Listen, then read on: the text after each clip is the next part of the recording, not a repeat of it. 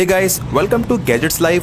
सो मैंने परचेस कर लिया नथिंग फ़ोन 4A, जो कि एकदम ही ब्रांड न्यू फ़ोन है फ्रॉम द ब्रांड नथिंग। मैंने से 1 साल पहले नथिंग फ़ोन 3A आया था, तो ये फ़ोन उसका सक्सेसर है।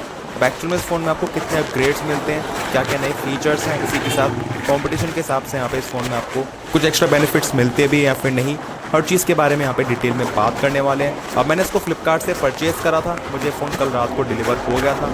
यहाँ पे मैंने इसकी टेस्टिंग वगैरह कर ली है, terms of throttling, benchmark, gaming, इसी के साथ कैमरा टेस्ट वगैरह भी। एंड पहले ही बता दूँ, ये कोई रिव्यू यूनिट नहीं है, इसको मैंने खुद के पैसों से परचेज़ करा है। तो यहाँ पे आपको हर चीज़ एकदम ही ऑनेस्टली बताने वाला हूँ इस फ़ोन के बारे में। अब फ़ोन की प्राइसिंग डेफिनेटली पहले के कंपैरिजन में काफ़ी ज़्यादा हायर साइड पे है, एंड ऐसा इसी वजह से क्योंकि यहाँ पे जितने भी इंटरनल स्टोरेज या रैम है उन पर प्राइस हाइक हो रखा है, उसी की वजह से हर फ़ोन की प्राइसिंग बढ़ गई है आज के टाइम पे। अब मैंने परचेज़ करा है 8GB रैम 128GB स्टोरेज वाला, इसका जो बेस वेरिएंट आता है। एंड वैसे इसकी प्राइसिंग है 32,000 रुपीज़, मुझे पड़ गया 29,000 रुपीज़ का। एज मुझे मिल गया 3,000 रुपये का इंस्टेंट डिस्काउंट SBI के क्रेडिट कार्ड पे। हाँ, एक सोचने वाली बात ज़रूर है, क्योंकि यहाँ पे फ़ोन 29,000 रुपीज़ में मैंने परचेज़ करा 128GB स्टोरेज वाला। एंड अभी कुछ ही दिन पहले मैंने मोटोरोला का S70 फ्यूजन परचेज़ करा था 28,000 रुपीज़ में, जिसमें 256GB स्टोरेज है। तो उस हिसाब से डेफिनेटली नथिंग की प्राइस थोड़ी ज़्यादा हायर साइड पे है। बाकी अनबॉक्सिंग एक्सपीरियंस की बात करें तो वैसे फ़ोन को ऑर्डर करने के बाद मुझे उसी दिन फ़ोन डिलीवर हो गया। मतलब इसकी फर्स्ट सेल कल आई थी 13 मार्च को, एंड मुझे ये फ़ोन लकीली कल 13 मार्च को ही रात में डिलीवर हो गया था। अब जो डिलीवरी का एक्सपीरियंस था वो काफ़ी नॉर्मल था, हमेशा की तरह ही। एंड जो डिलीवरी प्रोवाइड करी गई थी वो ई कार्ड की तरफ से नहीं बल्कि शैडो फैक्स की तरफ से प्रोवाइड करी गई थी। तो उसमें भी यहाँ पे प्रॉपर्ली OTP वगैरह रहता है, उसमें आपको ओपन बॉक्स डिलीवरी रहती है। एंड आपको फ़ोन को प्रॉपर्ली चेक करने के बाद देन OTP बताना होता है, उसके बाद आपके यहाँ पे जो डिलीवरी है वो सक्सेसफुल मानी जाती है। एंड हाँ, मेक श्योर यहाँ पे आपको फ़ोन को अच्छी तरीके से चेक ज़रूर कर लेना है, क्योंकि S70 फ्यूजन के अनबॉक्सिंग के टाइम पे मुझसे एक हल्की सी चीज़ मिस आउट हो गई। एज यहाँ पे आप देखेंगे इसके कैमरा में एक हल्का सा छोटा सा वाइट डॉट है, जो कि अंदर है, बाहर नहीं है। इसको मैंने क्लीन वगैरह करके देख लिया है। अभी डॉट इतना ज़्यादा माइनर है कि यहाँ पे नोटिस होना भी काफ़ी ज़्यादा मुश्किल है। अब उस टाइम पे इसको मैं देख लेता, उसके बाद भी यहाँ पे डिलीवरी एजेंट इस पर एक्सेप्ट करता है या फिर नहीं, वो चीज़ बात की है। बाकी देखते हैं, इसको शायद अब मैं मोटोरोला ब्रांड पे ही लेके जाऊँगा इसको दिखाने के लिए इसका क्या हो सकता है। हालांकि डॉट काफ़ी ज़्यादा माइनर है, इससे कोई भी इशू नहीं आएगा कैमरा की परफॉर्मेंस में भी, पर फिर भी देखने से ऐसा लगता है यहाँ पे नए के नए फ़ोन में ऐसी चीज़ हो गई है। बाकी फ़ोन के बॉक्स में आपको ऑब्वियसली चार्जर नहीं मिलता है, आपको जस्ट यहाँ पे type C to type C cable मिलती है, दैट्स इट। तो आपको इस फ़ोन के लिए चार्जर अलग से परचेज़ करना पड़ेगा। एंड जो नथिंग का ओरिजिनल चार्जर है उसकी प्राइस भी अच्छी खासी रहती है। हाँ, बट फ़ोन का अनबॉक्स करने के बाद एक चीज़ मुझे बहुत ही ज़्यादा अच्छी लगी, दैट यहाँ पे डिस्प्ले पे ऑलरेडी एक आपको फिल्म अप्लाइड मिलती है, जो कि एक पतली सी प्लास्टिक फिल्म है, बट बहुत ही अच्छी चीज़ है। यहाँ पे आपको फ़ोन को अनबॉक्स करने के बाद ही तुरंत ही भागना नहीं पड़ेगा टेम्पर ग्लास अप्लाई करने के लिए। आप जस्ट फ़ोन को इस तरीके से नॉर्मली इस्तेमाल कर सकते हो कुछ दिन तक।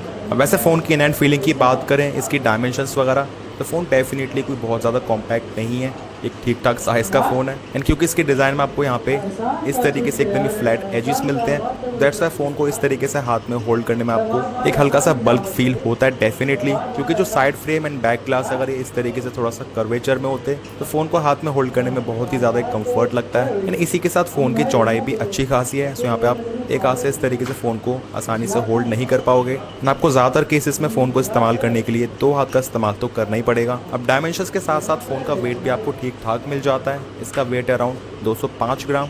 बाकी वैसे फ़ोन हाथ में होल्ड करने में आपको ठीक ठाक सा प्रीमियम फील होता है प्राइस के अकॉर्डिंग। ऐसा इसी वजह से क्योंकि आपको यहाँ पे बैक में ग्लास मिलता है प्रॉपर्ली, कोई भी प्लास्टिक का इस्तेमाल नहीं करा गया है। अब वैसे यहाँ पे किस ग्रेड का ग्लास है वो कंपनी ने यहाँ पे स्पेसिफाई नहीं करा है, बट आपको एटलीस्ट यहाँ पे ग्लास मिल रहा है तो वो अच्छी चीज़ है। एंड वही साइड की बात करें तो यहाँ पे ऑल दो आपको प्लास्टिक मिलता है, बट इन्होंने यहाँ पे जो प्लास्टिक इस्तेमाल करा वो काइंड ऑफ एक रबरिश फिनिश में है। तो इसी वजह से यहाँ पे फ़ोन की जो ग्रिप है वो बहुत ही अच्छी लगती है हाथ में होल्ड करने में। एंड फ़ोन बिल्कुल भी स्लिपरी फील नहीं होता है। सो मुझे चीज़ बहुत ही ज़्यादा पसंद आई, और अदर ब्रांड्स के कंपैरिजन में यहाँ पे नथिंग ने कुछ अलग करा है। एंड फ्रंट में मिल जाती है गोरिल्ला ग्लास 7i की प्रोटेक्शन, सो यहाँ पे भी ये फ़ोन ठीक ठाक है फ्रंट डिस्प्ले की प्रोटेक्शन के लिए। अब बिल्ड क्वालिटी में मुझे यहाँ पे एक छोटी सी कंप्लेंट है, वो है रिगार्डिंग इसके बटन्स। अब बटन्स वैसे यहाँ पे देखने में बहुत ही अच्छे लगते हैं, स्टाइलिश लगते हैं, वाइट पे सिल्वर कलर के, एंड ये मैट फिनिश में है, सो यहाँ पे आपको स्क्रैचेस वगैरह भी जल्दी दिखाई नहीं देंगे। बट जो चीज़ मुझे अच्छी नहीं लगी वो यहाँ पे आपको इसमें हल्का सा एक प्ले मिलेगा, मतलब इस तरीके से बटन्स हल्के से यहाँ पे ऊपर नीचे मूव कर रहे हैं। यहाँ पे तीनों बटन्स इस तरीके से मूव करते हैं, तो स्पेशली इस तरीके से बटन पे फिंगर को प्लेस करने के बाद आप इजीली इसको यहाँ पे मूव कर पाएंगे। इसमें आवाज़ भी आती है। बाकी जो लेफ़्ट वाला बटन है ये भी यहाँ पे मूव होता है, इसमें भी आपको आवाज़ सुनाई देगी। हाँ, फ्रंट में आपको यहाँ पे ऑप्टिकल फिंगरप्रिंट स्कैनर मिल जाता है जिसकी स्पीड अच्छी है, मतलब जिस तरीके से बेसिकली जो ऑप्टिकल फिंगरप्रिंट स्कैनर है उसकी स्पीड रहती है तो जस्ट यहाँ पे नॉर्मल वैसी ही है। हाँ, बाकी जो इसकी पोजीशन है वो थोड़ी सी ऊपर होती तो ज़्यादा बेटर रहता। ऐसे यहाँ पे आप देखेंगे फ़ोन का साइज़ अच्छा खासा है, तो आप फ़ोन को इस तरीके से ग्रिप करोगे, अगर आप कहीं बाहर हो फ़ोन हाथ से गिर ना जाए उस केस में आपको यहाँ पे नीचे इस तरीके से काफ़ी ज़्यादा आना पड़ेगा, थोड़ा सा यहाँ पे अनकंफर्टेबल है ये चीज़। तो इसकी पोजीशन अगर यहाँ पे स्लाइटली ऊपर रहती लाइक यहाँ पे तो बहुत ही ज़्यादा कंफर्टेबल रहता फिर। हाँ, बट एक चीज़ इसको थोड़ा सा कंपनसेट कर देती है, वो है इसका यहाँ पे जो आपको कैमरा बम्प मिलता है। सो आप फिंगर को इस तरीके से इस पर रेस्ट करके फिर फ़ोन को यहाँ पे कंफर्टेबली अनलॉक कर सकते हो।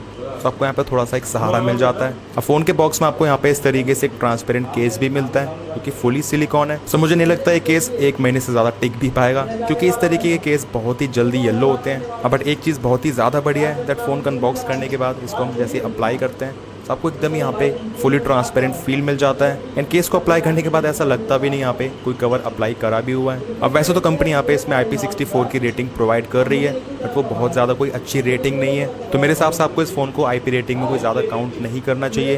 एज आप एक्चुअल नंबर्स देखेंगे तो वो जस्ट हैं 25 centimetre for 20 minutes. So 25 centimetres की डेप्थ कुछ भी नहीं होती है, आपको कम से कम 1.5 मीटर की डेप्थ मिली जाती है नॉर्मली IP68 69 में। बाकी बैक में इस तरीके से आपको 63 मिनी LEDs मिलती हैं जो कि बेसिकली अलग अलग टास्क में वर्क कर जाती हैं। जस्ट लाइक यहाँ पे मैं वॉल्यूम को कम या फिर ज़्यादा कर रहा हूँ तो देखने में डेफिनेटली काफ़ी कूल लगता है। बाकी इसी के साथ सेटिंग्स में जाने के बाद यहाँ पे आप कस्टमाइज़ कर सकते हो इसको ये नाम देते हैं ग्लिफ इंटरफेस। इसके आप इंटेंसिटी को कम या फिर ज़्यादा कर सकते हो, लाइक आप इसको कितना ब्राइट रखना चाहते हो।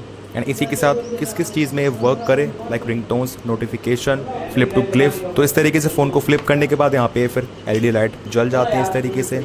मेन चीज़ यहाँ पे आ जाती है थर्ड पार्टी इंटीग्रेशन। इसमें आप देखेंगे इसको ऑन करने के बाद जो ऊबर या फिर जोमेटो है इस पर आपको एक तरीके से प्रोग्रेस शो करेगा, जो आपका ऑर्डर है वो कितनी देर में डिलीवर होगा आपको यहीं से इंडिकेशन मिल जाएगा। बाकी रिंगटोन के साथ यहाँ पे कुछ इस तरीके से परफॉर्म करती है, अलग अलग रिंगटोन में आपको यहाँ पे अलग अलग इफेक्ट्स मिल जाते हैं। तो देखने में डेफिनेटली काफ़ी ज़्यादा बढ़िया है एंड एक्चुअल में रिस्पॉन्सिव भी है, इसमें आपको कोई भी डिले या फिर लैग फील नहीं होगा।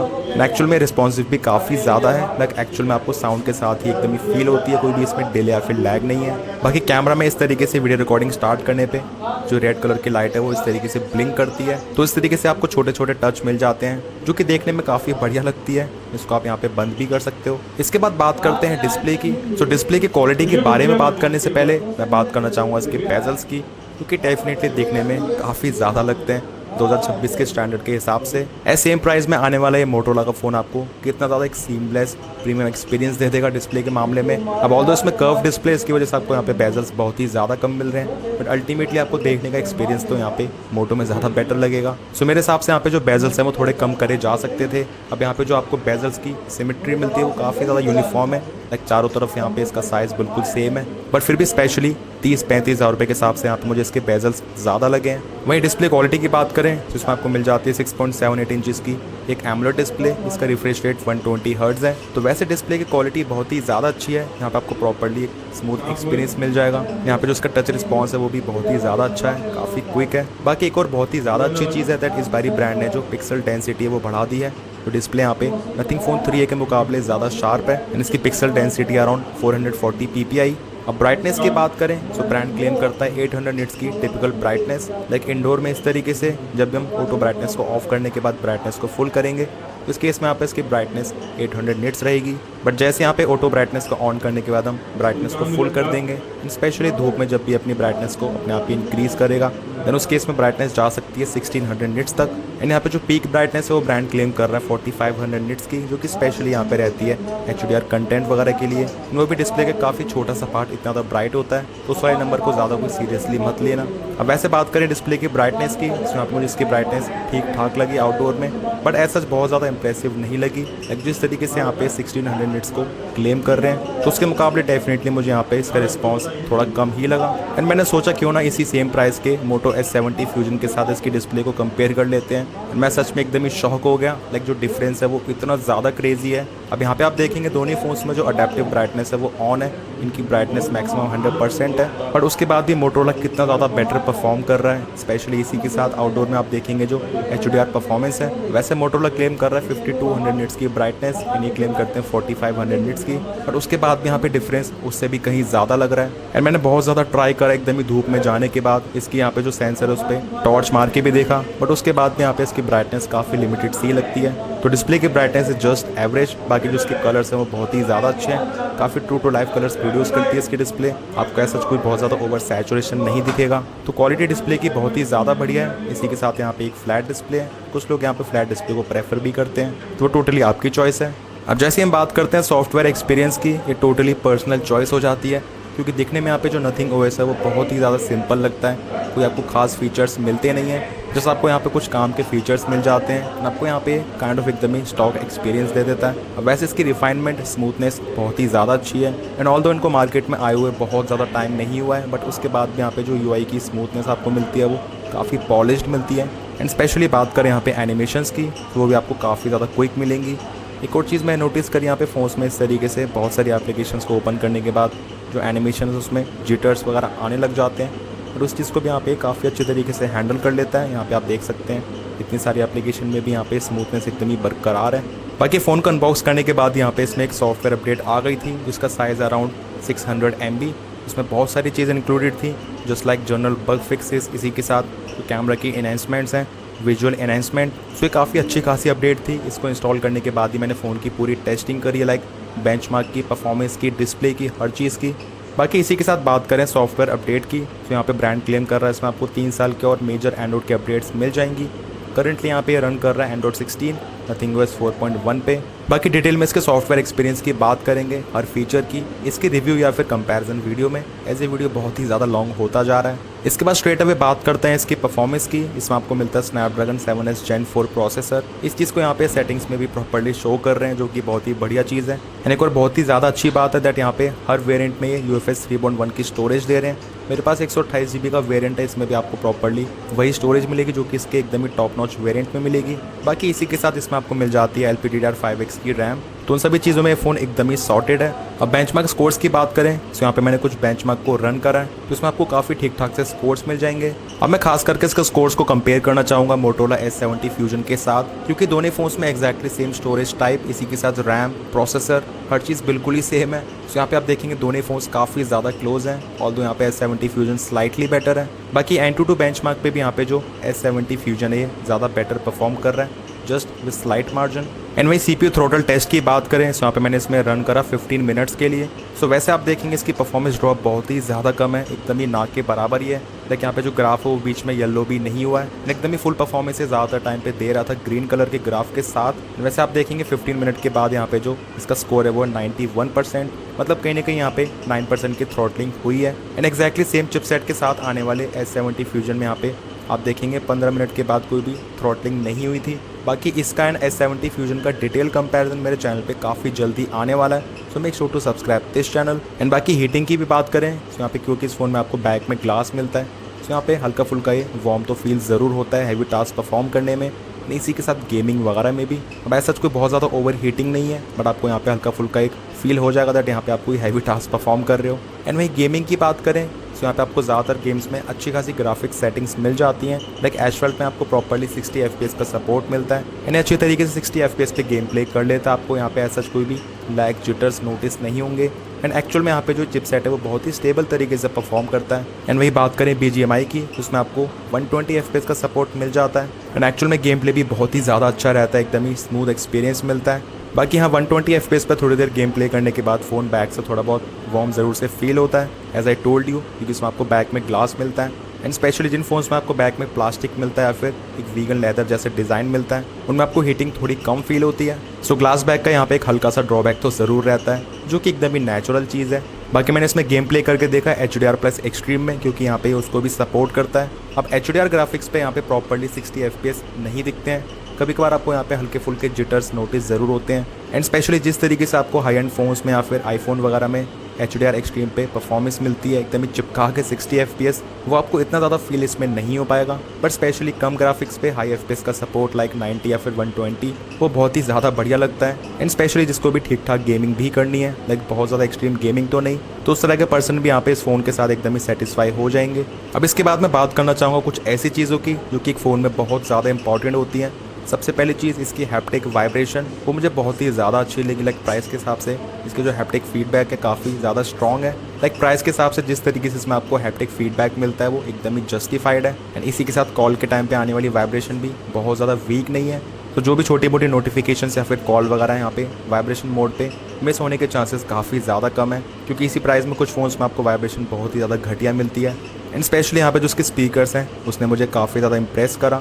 आपको लाउडनेस अच्छी खासी मिल जाती है। एंड इसी के साथ यहाँ पे जो आपको स्टीरियो इफेक्ट मिलता है काफ़ी ज़्यादा इमर्सिव है। एंड स्पेशली सभी फ्रीक्वेंसीज काफ़ी ज़्यादा अच्छी तरीके से प्रोड्यूस करते हैं इसके स्पीकर्स। स्पेशली जो हाई नोट्स हैं, छनक वाली आवाज़ें हैं, वो बहुत ही अच्छी निकल कर आती हैं। तो गाने वगैरह सुनने में बहुत अच्छा एक्सपीरियंस लगता है। इसी के साथ कुछ और चीज़ें, जस्ट लाइक इस वाले फ़ोन में eSIM का सपोर्ट है या फिर नहीं, तो आपको यहाँ पे eSIM का सपोर्ट नहीं मिलता है। इसी के साथ इसमें मेमोरी कार्ड का स्लॉट भी नहीं है। एंड काफ़ी सारे लोगों को डाउट्स हैं वायरलेस चार्जिंग है या फिर नहीं, तो इसमें वो भी नहीं है। एंड इसी के साथ आपको यहाँ पे गूगल डायलर मिलता है, तो इस वजह से आपको यहाँ पे जो कॉल रिकॉर्डिंग मिलती है वो मिलेगी अनाउंसमेंट वाली। बाकी वैसे अगर आप किसी और डायलर को इंस्टॉल करना चाहते हो तो वो आपकी चॉइस है। अब कैमरास की बात करें तो यहाँ पे मिल जाता है 50 मेगापिक्सल का मेन कैमरा एंड इसी के साथ 50 मेगापिक्सल का एक टेलीफोटो कैमरा जो कि आता है 3.5x ऑप्टिकल जूम के साथ। एंड इसी के साथ टेलीफोटो लेंस के थ्रू यहाँ पे आपको 7x का भी जूम ऑप्शन मिल जाता है। बाकी 8 मेगापिक्सल का एक बेसिक सा अल्ट्रा वाइड कैमरा, बाकी फ्रंट में 32 मेगापिक्सल का एक सेल्फी कैमरा। एक्चुअल में यहाँ पे इसका आउटपुट किस तरीके से है उसकी बात करते हैं। सो पहले बात करें अल्ट्रा वाइड कैमरा की, क्योंकि 8 मेगापिक्सल है इसकी वजह से यहाँ पे आपको इसमें शार्पनेस डिटेल्स बहुत कोई खास नहीं दिखेंगी। हाँ, बस सॉफ्टवेयर प्रोसेसिंग के थ्रू यहाँ पे जो कलर्स हैं HDR डिसेंट तरीके से मैनेज कर लेता है। एंड जैसे स्विच करते हैं मेन कैमरा में तो इसमें आपको डेफिनेटली कंपैरेटिवली काफ़ी बेटर शार्पनेस दिखेंगी, क्योंकि ये 50 मेगापिक्सल का है। एंड पिक्सल बिनिंग के थ्रू ये फोटोज़ को अराउंड 12 मेगापिक्सल पे कैप्चर करता है। बाकी इसमें आपको 1x से ही 2x का ऑप्शन मिलता है जो कि डिजिटल जूम है। तो बेसिकली यहाँ पे जो कलर साइंस है, वाइट बैलेंस है, वो हर चीज़ सेम रहेगी, क्योंकि यहाँ पे मेन कैमरा से स्विच कर रहा है 2x में। बट जैसे स्विच करते हैं 3.5x टेलीफोटो कैमरा में तो यहाँ पे आपको बहुत अच्छी क्वालिटी तो मिलती ही है ऑप्टिकल जूम की वजह से। एंड इसके बाद फर्दर 7x पे भी। बट एक चीज़ आप नोटिस करेंगे सो वो यहाँ पे आपको दिखेगा कलर टेम्परेचर में डिफरेंस। टेलीफोटो कैमरा में स्विच करने के बाद यहाँ पे काफ़ी ज़्यादा वार्म टोन शो होती है। एज राइट वाले सैंपल्स में आप देखेंगे बहुत ज़्यादा वार्म टोन दिख रही है। एंड एग्जैक्टली इस सिचुएशन में भी 3.5x एंड 7x पे। एंड स्पेशली मेन कैमरा से यहाँ पे जो शिफ्ट है वो बहुत ज़्यादा एग्रेसिव लगता है, ये कंसिस्टेंसी काफ़ी ख़राब करता है। बाकी जूम की बात करें, ब्रांड क्लेम कर रहा है इसमें आपको 70x तक का जूम मिलता है। बट आई थिंक यहाँ पे जो यूजेबल एक्चुअल जूम है वो 10 से लेके 15x ही है। एस 70x पे ऑब्वियसली यहाँ पे ऑयल पेंटिंग जैसा इफेक्ट दिखता है। इन्हें काफ़ी ज़्यादा हैवीली डिजिटल प्रोसेसिंग करता है इसमें। ह्यूमन सब्जेक्ट्स की बात करें तो ये सैंपल्स हैं अल्ट्रा वाइड कैमरा से, उसके बाद 1x एंड 2x पे। सो यहाँ पे आपको मेनली कलर्स का, स्किन टोन का कोई मैसिव डिफरेंस नहीं दिखेगा। बट जैसे स्विच करते हैं 2x के बाद 3.5x में, उसके बाद 7x में, सो अगेन जो चीज़ मैं आपको बता रहा था आपको बहुत ज़्यादा एक डिफरेंट दिखेगा। एंड सरप्राइजिंगली इन वाले सैंपल्स में बहुत ज़्यादा ह्यूज डिफरेंस है। ये पोर्ट्रेट सैंपल्स कैप्चर करें 1x 2x उसके बाद 3.5x पे। एंड जो टेलीफोटो कैमरा वाला फोटो बहुत ज़्यादा डिफरेंट दिख रहा है, ये बहुत ज़्यादा ब्राइट भी है। इनफैक्ट कभी कभार यहाँ पे जो कलर्स है वो भी काफ़ी ज़्यादा डिफरेंट से लगते हैं। एज यहाँ पे मेरी टी शर्ट का कलर आप क्लियरली देख सकते हो। सेल्फी कैमरा की बात करें तो यहाँ पे आपको शार्पनेस डिटेल्स अच्छी मिलती हैं, 32 मेगापिक्सल है। एंड स्पेशली मैं नोटिस करा जब भी बैक में बहुत ज़्यादा लाइट होती है उस कंडीशन में भी यहाँ पे बहुत अच्छी तरीके से HDR को बैलेंस कर लेता है। एंड फेस का कलर इसी के साथ ओवरऑल पूरी इमेज में हर जगह पे कलर्स काफ़ी अच्छे आते हैं तब भी। तो selfie camera is performing good, मुझे इससे कोई ज़्यादा कंप्लेंट्स नहीं है। अब सेल्फी कैमरा से केवल ये 1080p की वीडियो शूट कर सकता है, भले 30 FPS या फिर 60 FPS। अभी वाली वीडियो है 30 FPS पे। तो यहाँ पे आप देखेंगे मेजरली ये HDR में बहुत ज़्यादा लैग कर रहा है। एंड बैकग्राउंड में हर चीज़ बहुत ज़्यादा ओवर एक्सपोज हो रही है। अब इस कंडीशन में जब मैंने स्क्रीन पे टैप करा एक्सपोजर को बैलेंस करने के लिए, देन इसने मुझे पूरा डार्क कर दिया। उसके बाद वापस से चीज़ों को बहुत ज़्यादा ओवर एक्सपोज कर रहा है। सो एक्सपोजर कंट्रोल डेफिनेटली अच्छा वर्क नहीं कर रहा है करेंटली। इसके बाद बात करें 1080p 60 FPS की, ये वीडियो मुझे काफ़ी ज़्यादा बेटर लगी। जैसे आपको यहाँ पे स्टेबलाइजेशन 1080p 30 जैसा ही मिल जाता है, बट स्मूथनेस काफ़ी बेटर मिलती है 60 FPS की वजह से। एंड शार्पनेस डिटेल्स में भी कोई ज़्यादा फर्क नहीं है। सो आई वुड से आपको यहाँ पे 1080p 60 FPS इस्तेमाल करनी चाहिए बेटर क्वालिटी के लिए। ये वीडियो मैं शूट कर रहा हूँ नथिंग फ़ोन 4a के बैक कैमरा से।